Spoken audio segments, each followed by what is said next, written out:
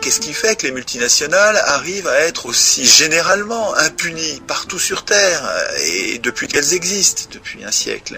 Qu'est-ce qui fait que les multinationales sont aussi puissantes? Et qu'est-ce qui fait, c'est la même question, qu'est-ce qui fait notre impuissance à nous, les atomes sociaux que sont les individus? Qu'est-ce qui fait notre impuissance?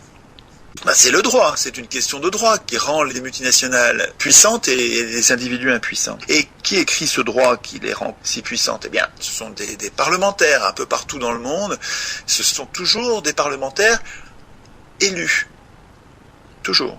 Or, pour être élu, il faut être le vainqueur d'une compétition électorale qui, au niveau de la commune, ça se voit pas trop parce qu'un homme seul peut être élu au niveau d'une commune. Mais dès qu'on dépasse le niveau de la commune, dès qu'on est au niveau d'un département, d'une région, d'un État, voilà, a fortiori d'une fédération comme les États-Unis, la campagne électorale ne peut être gagnée qu'au prix du financement d'une campagne qui est littéralement ruineuse, inaccessible à un humain. Et ça, c'est absolument universel. C'est-à-dire que quelles que soient les cultures, les civilisations, les niveaux de développement, l'élection, par construction, parce qu'elle porte en elle la compétition électorale qui, à grande échelle, doit être financée, elle porte en elle la corruption.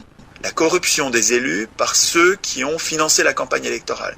C'est quelque chose qui est connu depuis longtemps, ça. Hein. Je pense que c'est central et qu'on ne donne pas à cette observation la force qu'elle devrait avoir.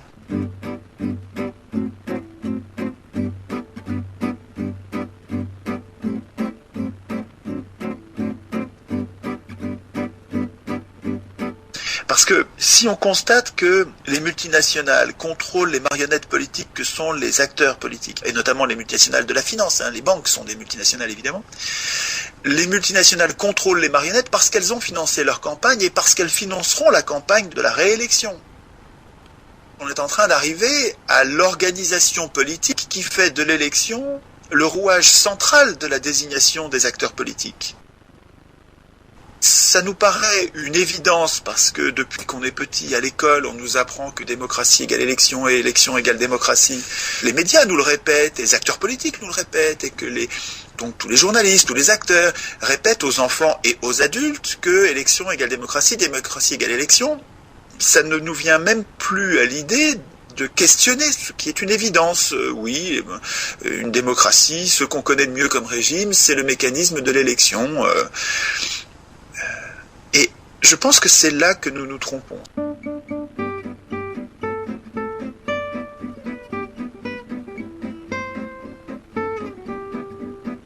L'élection, qui consiste à choisir le meilleur, parmi une série de candidats, le meilleur Aristos, l'élection, elle est très profondément, elle est viscéralement, elle est inévitablement aristocratique. Élection du meilleur, le meilleur Aristos. Et on le sait depuis 2500 ans, les procédures aristocratiques, les régimes aristocratiques sont voués à une dérive oligarchique, c'est-à-dire le gouvernement de quelques-uns qui ne sont plus les meilleurs, qui sont quelques-uns qui étaient les meilleurs au départ et puis progressivement ils se sont autonomisés et ça dérive toujours comme ça.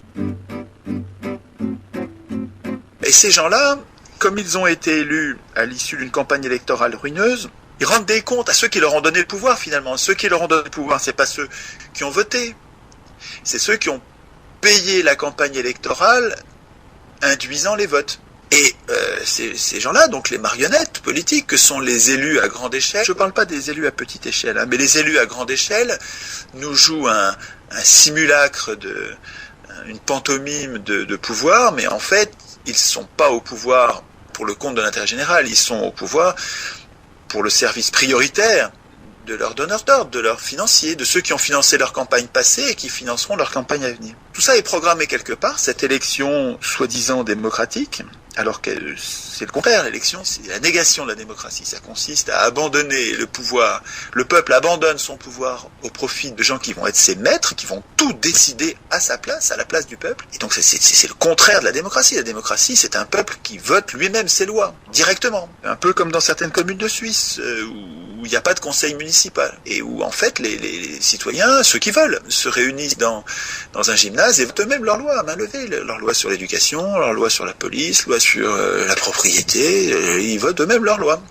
Et c'est possible ça, hein, c'est juste une question de volonté politique du peuple en question.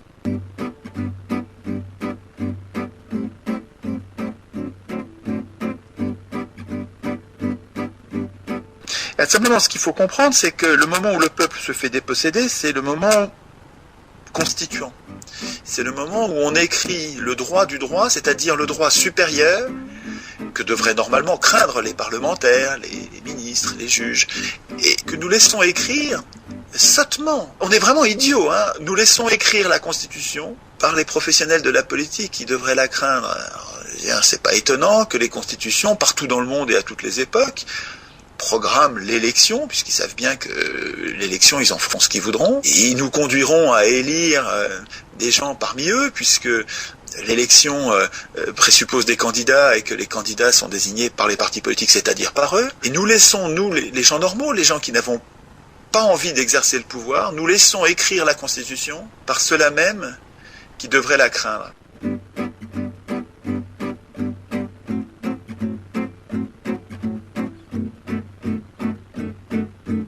Et c'est à ce moment-là que nous perdons tous nos combats futurs, y compris, évidemment, principalement, puisque c'est un des combats majeurs, y compris le combat écologique. Nous perdons la bataille écologique au moment où nous laissons écrire la Constitution par les professionnels de la politique, qui par là même vont organiser notre impuissance et leur dépendance, la dépendance de ces professionnels de la politique, aux grands acteurs économiques que sont les multinationales. C'est ça la cause des causes, c'est notre indifférence par rapport au processus constituant. Si nous étions moins bêtes, nous ferions le lien entre notre impuissance politique et le fait que nous nous sommes désintéressés de la Constitution, dans laquelle notre puissance politique pourrait être programmée, dans laquelle, pour l'instant, c'est dans la Constitution que notre impuissance est programmée. Mais si nous faisions le lien entre cette impuissance et sa source, qui est le processus constituant, dévoyé par les professionnels de la politique, qui ne devraient pas écrire la Constitution. Et c'est à nous de leur interdire, c'est à nous d'exiger que la Constituante soit indépendante des acteurs politiques de métier.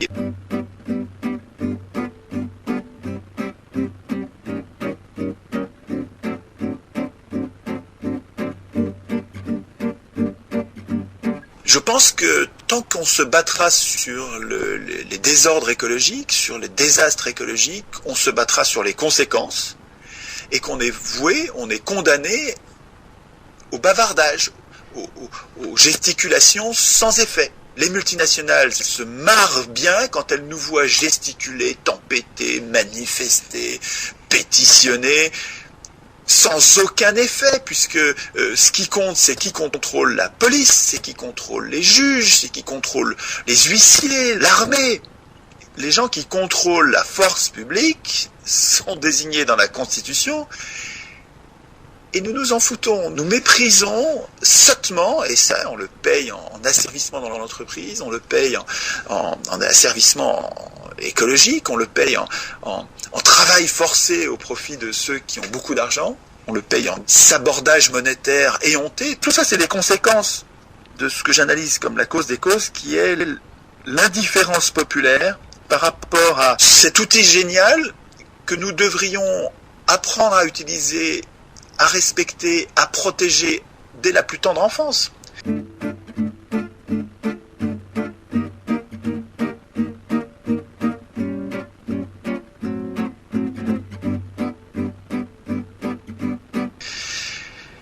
ben nous l'ignorons complètement, nous nous en foutons complètement, on est complètement matérialistes, on fait pas de politique, les humains ne savent même pas que la Constitution existe. Dans le meilleur des cas, ceux qui savent que la Constitution existe, quand il s'agit de la réécrire, demandent une constituante élue, c'est-à-dire élue parmi les candidats des partis, c'est-à-dire élus parmi les professionnels de la politique, et les professeurs de droit public, dans le meilleur des cas, réclament une constituante élue, c'est-à-dire la continuation de notre impuissance, c'est-à-dire la perpétuation de ce qui fait l'injustice sur Terre.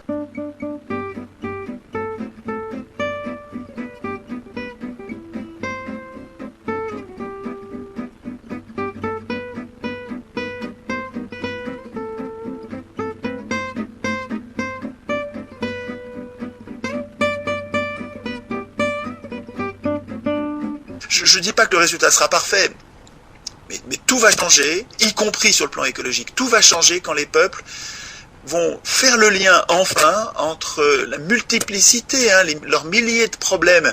Quand on va mettre fin à la généralisation des abus de pouvoir que rend possible notre indifférence constituante, on va tout changer.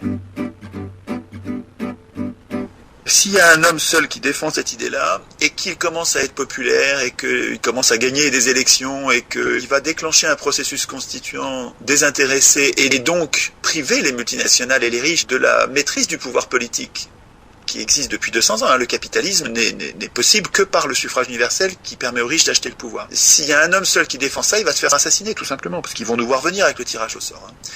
Ils savent bien ce qu'ils ont à perdre avec ce truc-là.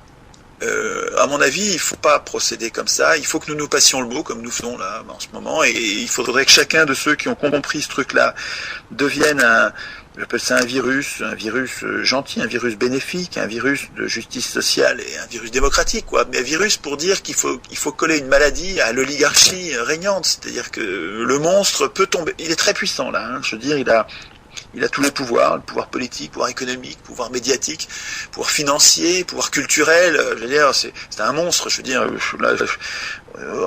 avec un rapport de force, on gagnera jamais. Par contre, on peut lui coller une maladie. Alors, quand on est malade, on est très affaibli. On peut mourir. Et l'oligarchie, je pense, peut mourir. Je crois que j'ai trouvé un antidote. Si la désignation des acteurs politiques était...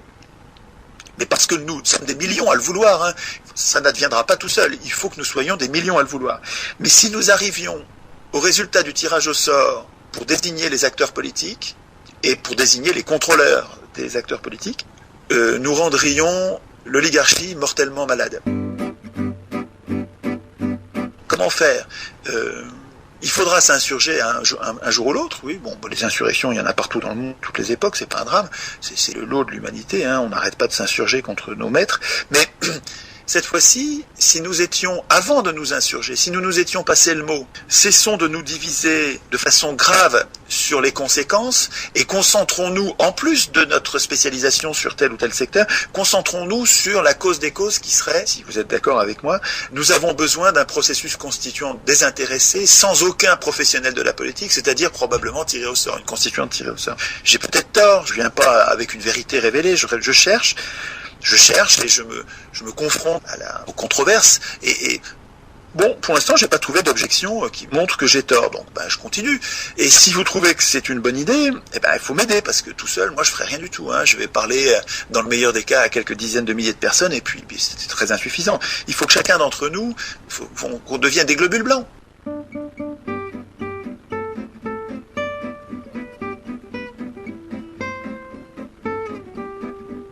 Il faut aller sur mon site, vous faites Chouard, vous tapez Chouard, C-H-O-U-A-R-D sur Google, et vous arrivez sur un site où il y a beaucoup de choses.